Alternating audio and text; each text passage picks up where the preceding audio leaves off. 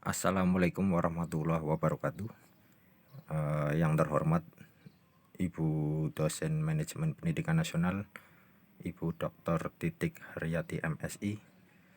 Yang saya hormati rekan-rekan sekalian, kami dari kelompok 8 ingin menyampaikan makalah kami, yaitu tentang peran kepemimpinan pendidikan dalam menghadapi perubahan. Kami berjumlah 4 orang. Yang pertama Bapak Imam Susmoro, Bapak Toibin, Bapak Rosidin, dan saya sendiri sebagai penyaji Ahmad Jalwi Jayanto. Langsung saja. Yang pertama, latar belakang. Menurut Abdul Aziz Wahab, sebuah organisasi akan senantiasa mengalami pasang surut dalam kehidupannya. Ada organisasi yang berkembang dengan pesat dalam era perubahan, namun banyak pula organisasi yang tidak dapat berkembang atau tidak sempat berkembang sama sekali dan bahkan mati. Dari berbagai pengalaman dan teori organisasi, dipahami ada banyak faktor yang mempengaruhi perkembangan sebuah organisasi. Di antaranya adalah kepemimpinan. Perubahan organisasi dan tuntutan perubahan dalam pendidikan. Perubahan organisasi dapat diartikan penyesuaian diri suatu organisasi yang dilakukan secara dinamis dan positif dengan tujuan untuk menjaga keberlangsungan organisasi tersebut. Lalu ada tuntutan perubahan dalam pendidikan. Menurut Depdiknas, mengidentifikasikan tantangan-tantangan yang menuntut organisasi pendidikan harus berubah, yaitu yang pertama, menuju keunggulan di bidang pendidikan. Yang kedua, pembentukan karakter bangsa.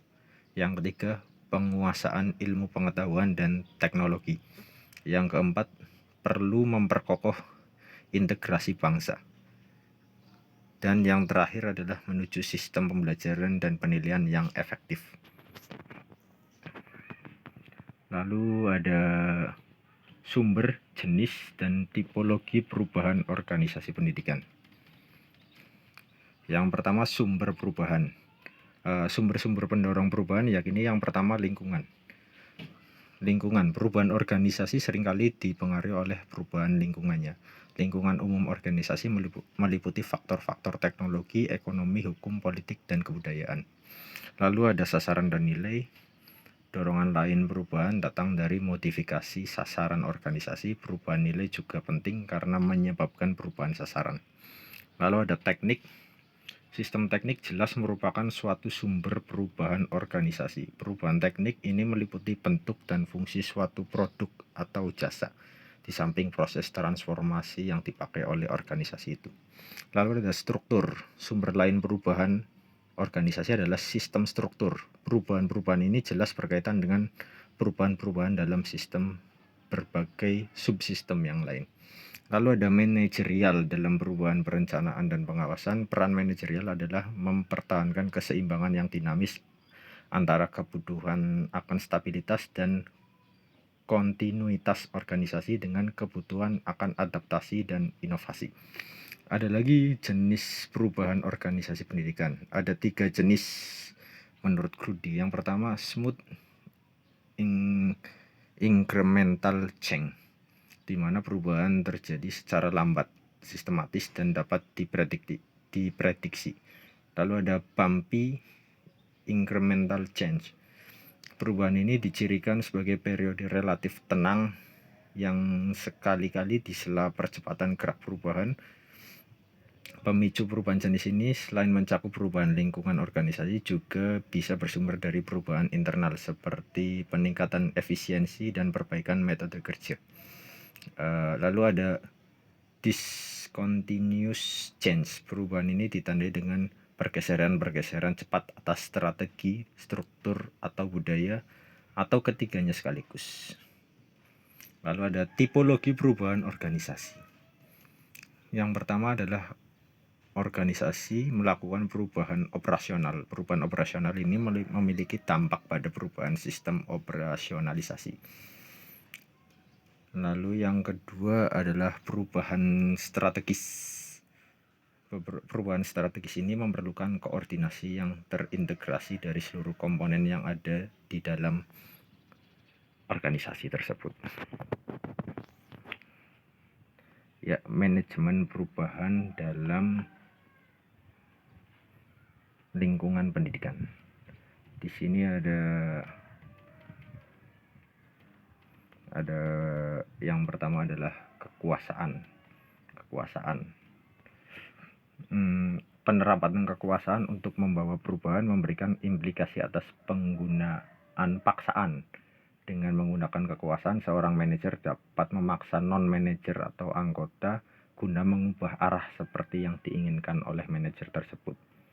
Seorang manajer atau pemimpin dapat menunjang terjadinya pengaruh yang memadai dalam organisasi sehingga akan memiliki sikap yang tegas tentang bagaimana perubahan dan pengembangan organisasi dilakukan. Lalu ada alasan. Seorang pemimpin menggunakan alternatif ini dengan mengemukakan alasan-alasan yang tepat tentang mengapa organisasi harus berubah dan mengapa organisasi harus dikembangkan. Lalu ada pendidikan kembali atau re-education. Pendekatan ini didasarkan pada pendidikan kembali untuk memperbaiki fungsi organisasi. Pendidikan kembali memberikan implikasi bahwa kekuasaan maupun alasan tidak membawa perubahan yang diinginkan. Lalu ada strategi kepala sekolah dalam manajemen perubahan pada lingkungan organisasi pendidikan. Ada tuntutan perubahan. Di sini perubahan tentang selera masyarakat terhadap pendidikan juga mengalami perubahan. Jika sebelumnya pendidikan hanya dituntut menghasilkan lulusan yang lebih menguasai kemampuan akademik dibandingkan dengan non-akademik, sekarang para orang tua atau siswa menginginkan sekolah mampu menghasilkan lulusan yang menguasai akademik maupun non-akademik. Sebagai contoh, banyak orang tua siswa yang menginginkan anaknya kelak menjadi dokter, tapi memiliki bidang ilmu lain, sehingga profesi tersebut menjadi lebih berwibawa seperti itu. Lalu ada peran kepala sekolah. Peran kepala sekolah sebagai agen perubahan memiliki peran sebagai yang pertama katalis, meyakinkan orang lain tentang perlunya perubahan menuju kondisi yang baik.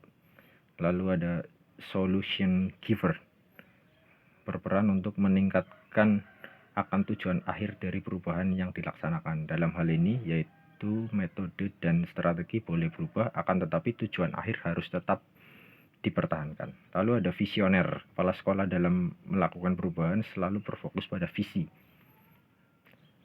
Lalu ada proses helper, berperan membantu kelancaran proses perubahan terutama dalam menyelesaikan masalah yang muncul dan membina hubungan antara pihak-pihak yang terkait.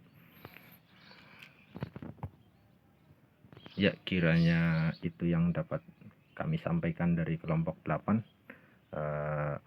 Saya akhiri. Wabillahi taufiq wal hidayah. Wassalamualaikum warahmatullahi wabarakatuh.